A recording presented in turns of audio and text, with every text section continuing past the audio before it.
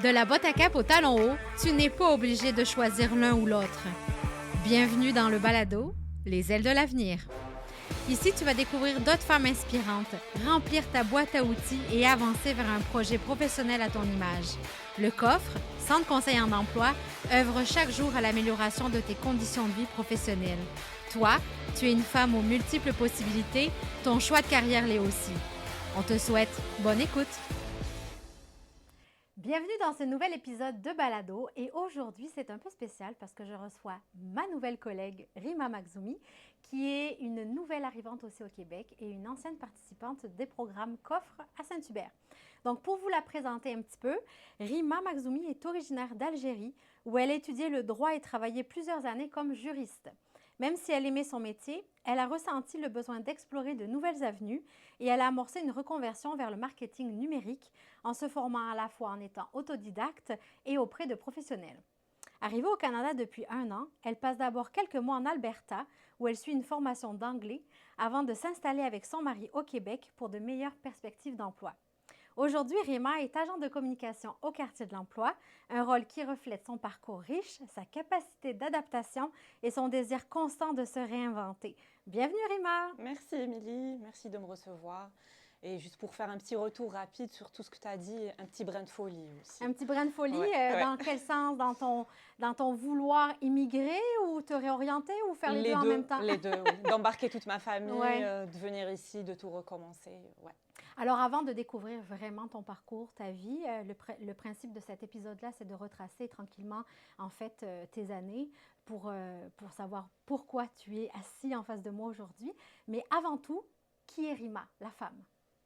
Alors Rima, c'est une femme dans la quarantaine. Je viens d'Algérie, donc je suis née précisément à Alger. Donc je viens d'une petite famille, j'ai un grand frère. Un papa qui était artiste peintre et une maman poule à la maison qui nous a bien gâtés, bien choyés. Donc moi j'ai grandi essentiellement dans une famille très ouverte d'esprit. Mes parents nous ont toujours appris, à moi et à mon frère, de toujours aller vers les choses qu'on aimait faire, de ne pas rester forcément dans un cadre. Et c'est ça peut-être qui m'a amenée à vouloir explorer d'autres cieux. Ouais. Quand tu es arrivée ici, tu n'es pas arrivée seule. Oui. Tu es arrivée avec ta petite famille. Parle-nous un petit peu de ta petite famille. Oui, alors je suis mariée depuis 9 ans là. J'ai une petite fille qui a 8 ans. Mon mari et ma fille, étant donné qu'on est pratiquement seul ici au Québec, sont mes repères, ma force aussi et ma motivation. Donc quand on a entrepris ce petit parcours, au début, mon mari était un petit peu... T'es plus sceptique? Oui, un petit peu sceptique, même si lui, il avait entrepris bien avant moi des démarches pour venir ici en tant qu'étudiant, là, 15 ans en arrière. Mais il n'avait pas continué. Donc moi, vraiment, à partir d'un moment, à l'approche de la quarantaine, je me suis dit, c'est maintenant ou jamais. Soit on part, soit on ne part pas. Et c'est ça, au fait, j'ai embarqué tout le monde dans cette nouvelle aventure. Et qu'est-ce qui t'a attiré, en fait? Parce que ça aurait pu être une immigration dans n'importe quel autre pays, mais pourquoi le Canada? Pourquoi le Canada? Je ne pourrais pas te dire exactement pourquoi, mais je sais une chose, que ça a toujours été dans ma tête. Nous, en Algérie, comme on est plus proche de l'Europe, donc il y avait aussi l'éventualité d'émigrer en France. Moi, je voulais le faire plus jeune, autant qu'étudiante, mais ça ne m'a jamais vraiment frappée.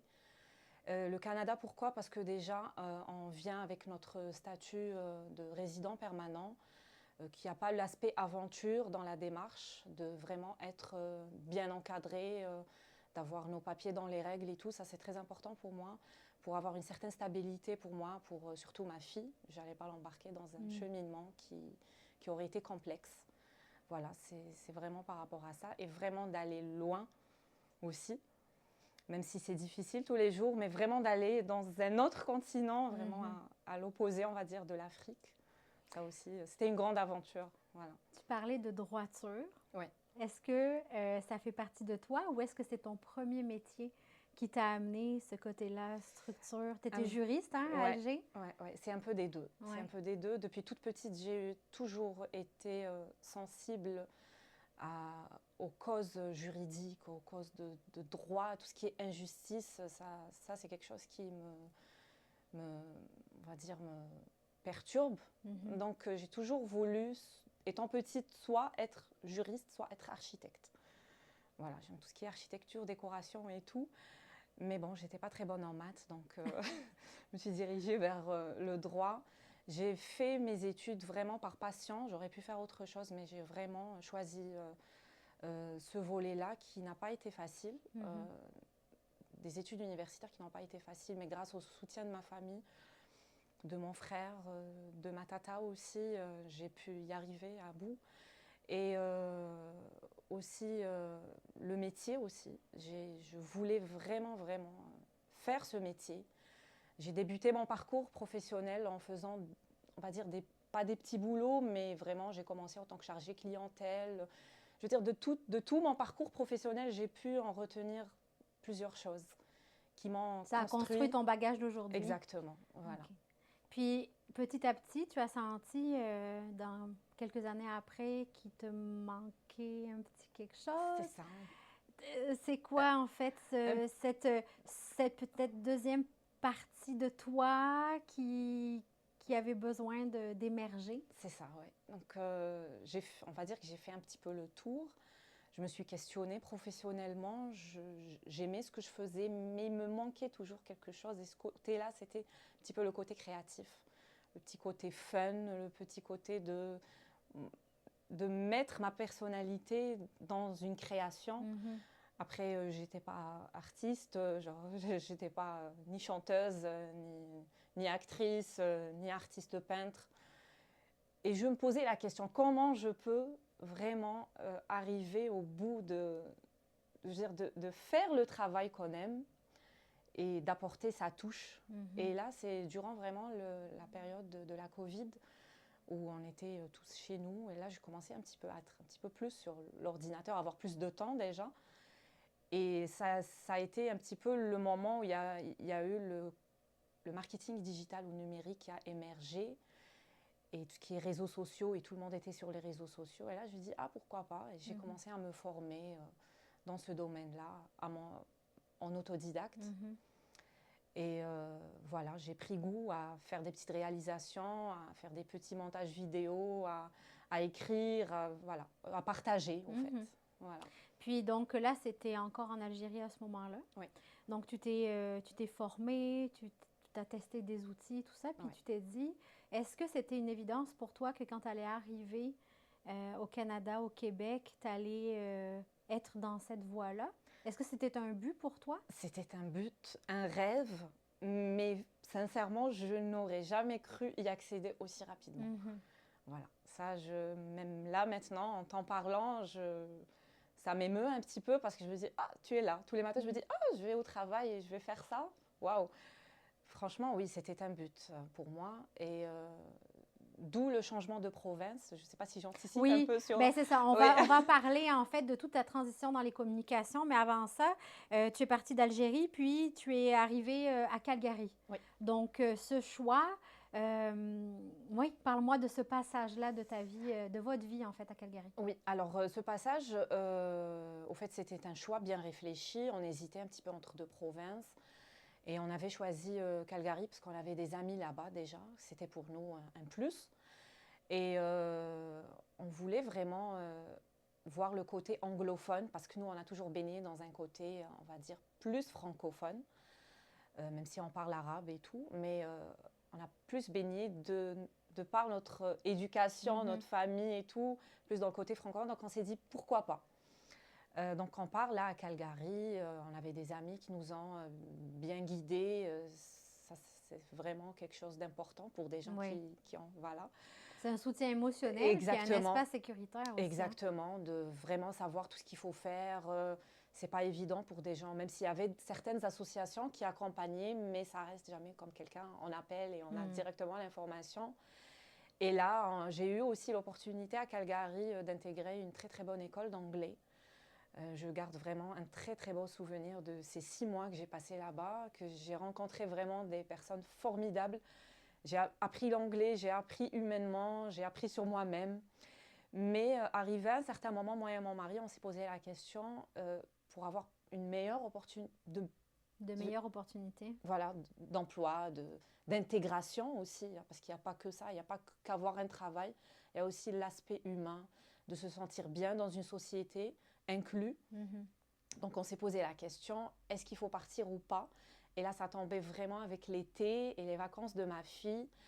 Et là aussi, il y avait la question, soit on part maintenant, soit on rajoute... Soit on reste, puis on met les efforts pour pouvoir bien avancer. Ouais. Donc on a pris la décision de aussi faire un autre déménagement en juin, comme ça que pour ma fille puisse être à l'école en septembre.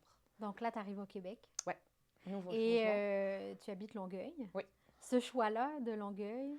Alors, ce choix-là aussi, c'était aussi pas évident parce que nous, au fait, quand on arrive au Québec, on pense directement à Montréal. Sachant qu'on a de la famille, des amis à Montréal, donc on visite quelques endroits à Montréal. Et moi, ça ne correspondait pas vraiment à ma perception du Canada. C'est plus vivant, c'est plus... beaucoup plus de monde.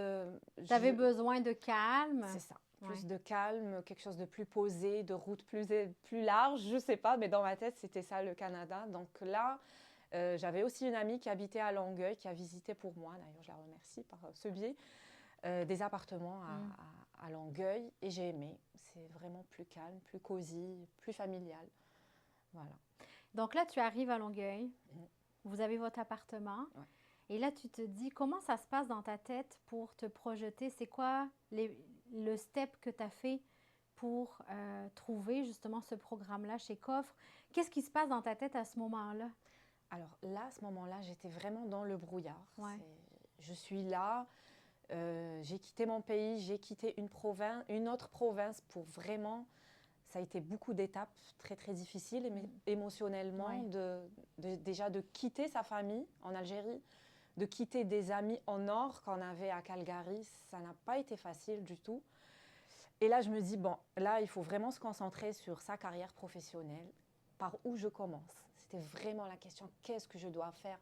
Moi, j'ai une expérience dans le juridique, dans le recouvrement, hein, autant que chargée clientèle, mais je n'ai pas d'expérience dans le marketing digital. Je n'ai pas d'expérience dans la communication. Donc là, j'avais eu des échos comme quoi il y avait des programmes comme ça. Je commence à faire des recherches sur Internet. Et dans ma tête, je cherche à Montréal. À Montréal. Oui, je cherche à Montréal. Je contacte 2 ou 3 organismes. Ils me disent, oui, nous, c'est bon, mais vous n'êtes pas éligible. Il va falloir avoir une autorisation. Oui, parce qu'on fonctionne avec des territoires. Donc, ça. toi, tu n'habitais pas sur le territoire desservi par cet organisme. Là, il va falloir, on m'a dit qu'il va falloir contacter Service Québec. Vous trouvez un agent et ça sera à lui il va peut-être vous donner une dérogation. C'est ce que je fais. Je parle avec mon agent, une conversation qui dure pratiquement 1 heure. Donc, je parle de tout mon passé. Et là, il me pose des questions précises. Pourquoi vous voulez faire cette formation? Pourquoi? Je lui dis, écoutez, monsieur, moi, je suis dans le brouillard. Là, j'arrive. Je veux me réorienter. C'est vrai que je me suis un petit peu formée. J'ai un petit peu d'expérience. Mais je ne me sens pas... le mot, je me sens un petit peu comme un imposteur. Comment moi je vais arriver d'un autre pays avec le peu de savoir que j'ai, le peu d'expérience, et je vais dire, oui, écoutez, recrutez-moi. Je lui dis vraiment, je veux savoir où j'en suis. Il me dit, oui, j'ai quelque chose pour vous, et c'est Coffre. Ouais. Donc, le bureau de Saint-Hubert, parce que nous avons donc 2 bureaux, un à Saint-Jean-sur-Richelieu et un à Saint-Hubert. Ouais. Et donc là, tu es dans la cohorte du mois de septembre, c'est bien ça? Et tu fais tout ton parcours au Coffre. Et là, je vais prendre les devants un peu parce que je vais expliquer la situation aussi, pourquoi j'ai décidé de te passer en entrevue aujourd'hui. C'est que nous, on était avec ma collègue Geneviève qui est derrière les micros au son, qui est ultra importante pour nous. On était justement en enregistrement de capsules avec une de nos conseillères et ta volonté était de nous rencontrer pour nous poser des questions sur comment ça fonctionnait ici, le marketing numérique, les communications. Et nous, on s'est dit, waouh, c'est vraiment chouette parce que d'elle-même, elle prend les devants, d'elle-même, elle décide d'aller nous parler. C'est comme ça qu'on s'est rencontrés au bout du compte. Donc, parle-moi un peu de ton engagement dans cette formation-là, dans ce programme. Comment ça s'est passé pour toi? Alors, comment ça s'est passé? Déjà, on a été très, très bien accueillis, très, très bien encadrés. Franchement, Moi, la formation que j'ai faite, je vais dire qu'elle a changé un petit peu ma vie, ma perception du marché de l'emploi déjà. Je n'avais aucune idée de comment ça fonctionnait au Québec, de ce qu'est vraiment le marché de l'emploi. Là, quand je fais ma première entrevue avec Christina, qui est ma conseillère en emploi, je lui parle de tout mon passé et tout, et je lui parle plus de ma volonté d'aller vers ce cheminement, mais je ne m'attendais pas à ce que vraiment elle allait adhérer à l'idée et vraiment on va dire, me guider vers ça, parce que moi, je n'étais pas du tout confiante. Donc oui, on commence le programme, on apprend beaucoup de choses, on apprend sur nous-mêmes, sur ce qu'on veut faire, sur nos ambitions, ce qui est réalisable ou pas. Et là, Christina, à un certain moment, c'est une anecdote, là on est à une phase où on doit préparer nos CV. Là, je parle toujours de travailler dans le marketing digital, dans la communication et tout. Et au moment de préparer le CV, donc on était tous avec le groupe de filles avec qui on était, je commence à préparer mon CV, je trouve une offre d'emploi qui était chargée de clientèle. Là, je remplis mon CV, Christina qui fait le tour, elle me dit « Ah Rima, tu fais ton CV ?» Je lui dis « Oui. Pourquoi tu as mis autant que chargé clientèle ?» Je lui dis je ne sais pas, c'est ce que je sais faire. Par le passé, je l'ai déjà fait, donc pour moi, ça me paraît logique de le faire. Elle me dit « Ok. » Après, des fois, on a des séances en individuel. Là, elle me dit « Rima, pourquoi tu me parles depuis 2 mois de communication, de marketing ?» Là, je lui dis « Christina, je ne sais pas, moi, c'est ce que je sais faire. » Elle me dit « Est-ce que tu sais travailler dans la com, dans le marketing digital ?» Je lui dis « Oui. » Alors, je dis « Pourquoi ?» Là, automatiquement, ça a fait un tilt dans ma tête. J'ai dit « Ok, je reste sur ça. Et advienne que pourra. » Et là, au fait, juste pour faire une petite correction, c'est vrai que j'avais vraiment la volonté de rencontrer des gens qui travaillaient dans le domaine. Mais c'est Christina vraiment qui a pensé. C'est Christina qui, le jour où tu es venue, toi et Geneviève, faire le tournage, c'est vraiment à l'initiative de Christina qui m'a appelée. Elle me dit, voilà, elles sont là. Est-ce que ça t'intéresserait de faire c'est comme une rencontre exploratoire. Je lui dis, oui, tout à fait, je suis tout à fait d'accord. Et là, je vous rencontre toutes les deux. Et là, ça a été le deuxième tilt. Parce que moi, dans ma tête, je voulais vraiment exercer dans le marketing digital, mais je ne savais pas quoi faire. J'ai dit, je vais peut-être proposer mes services en freelance à des gens. Mais c'est vraiment vous rencontrer qui m'a mis un petit peu mieux recadrer ma volonté. C'est de vraiment découvrir tous les métiers de la communication. Oui, parce qu'en effet, c'est très, très vaste. C'est très vaste. Je veux dire, oui, il y a le marketing numérique, le marketing promotionnel, mais dans les communications, on peut faire, comme on fait aujourd'hui, des enregistrements de balado, comme on peut faire la gestion de médias sociaux, de la rédaction, de la création de stratégies, etc. Donc, c'est vrai que c'est très complet. Puis, travailler dans un organisme tel que nous, où on a plusieurs projets, c'est encore plus diversifié. Donc là, on se rencontre, on a un très beau feeling toutes les trois, on trouve ça le fun. Puis, qu'est-ce qui fait que tu es assis en face de moi comme ma collègue aujourd'hui? Alors, qu'est-ce qui fait que par la suite, il y a eu une offre d'emploi qui a été lancée et j'ai postulé, j'ai passé mon entretien. J'étais très, très motivée. Franchement, j'étais prête à venir à pied s'il fallait. On se rappelle qu'elle est de Longueuil, on est à Saint-Jean-sur-Richelieu. C'est ça, qu'il y a eu quelques craintes par rapport à la distance que je comprends tout à fait. Mais par la suite, moi, comme je t'avais dit à toi, Aline aussi, que nous, dans notre pays, on a vraiment l'habitude de faire de longues distances pour aller travailler, des fois dans des embouteillages monstres, que ça n'a jamais été un frein pour moi, que ça ne me fait pas peur. Voilà, donc j'ai passé l'entretien et j'ai été retenue. Et tu es donc aujourd'hui agente en communication au quartier de l'emploi. Et on remarque souvent ça, tu vas pouvoir me confirmer, mais chez les nouveaux arrivants, il y a une détermination, là, une envie d'ouvrir des portes en grand pour pouvoir arriver à se sentir intégré. Est-ce que... C'est exactement ça, ouais. C'est vraiment... Parce qu'au fait, on quitte une vie qui est relativement confortable. On a notre maison, on a nos véhicules, on a notre travail, tous nos repères familiaux, amicaux et tout. Et là, on se retrouve dans un nouveau pays, on se dit « Ah, je n'ai pas fait tout ça pour rien.